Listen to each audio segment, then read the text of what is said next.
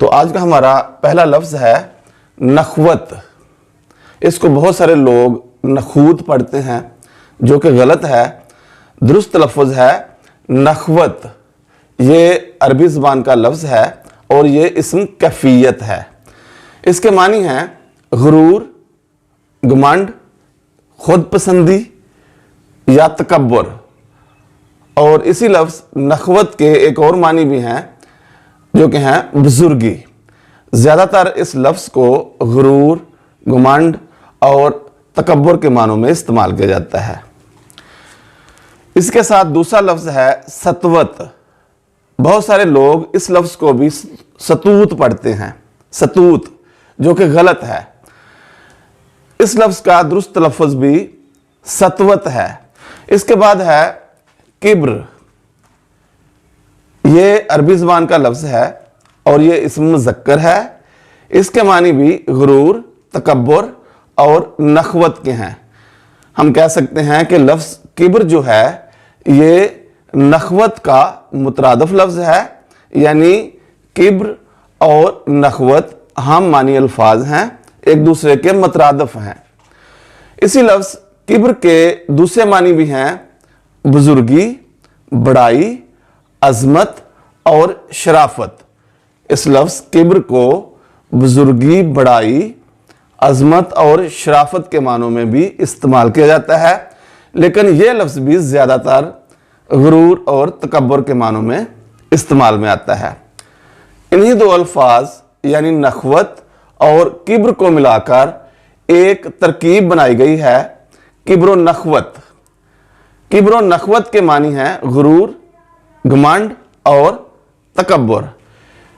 इन दोनों अल्फाज यानी नखवत और किब्र नखवत, इन दोनों की मज़ीद वजाहत के लिए हमारे पास यहाँ पर दो अशार हैं।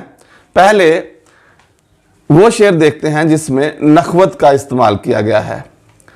आसान समझियो तुम नखवत से पाक होना, एक उम्र खो के सीखा है हमने खाक होना।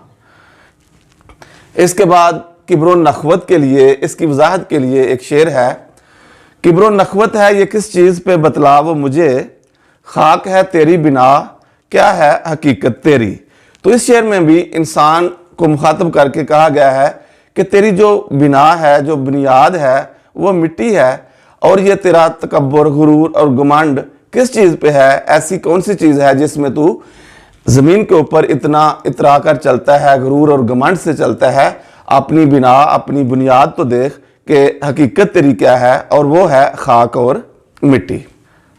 इसके बाद हमारे पास दूसरा इंतहाई ख़ास लफ्ज़ है, जिसको बहुत सारे लोग, पढ़े लिखे लोग भी गलत बोलते और गलत पढ़ते हैं, और अक्सर लोगों को इसके मानी और मफ़हूम का भी पता नहीं होता। और वो लफ्ज़ है नशअत सानिया। इसको बहुत सारे लोग निशात सानिया पढ़ते हैं, जो कि गलत है, और बहुत सारे लोग इसको नशात सानिया भी पढ़ते हैं। नशात सानिया भी गलत है और निशात सानिया भी गलत है। इसका दुरुस्त लफ्ज़ है नशअत सानिया, नशअत सानिया, नशअत सानिया।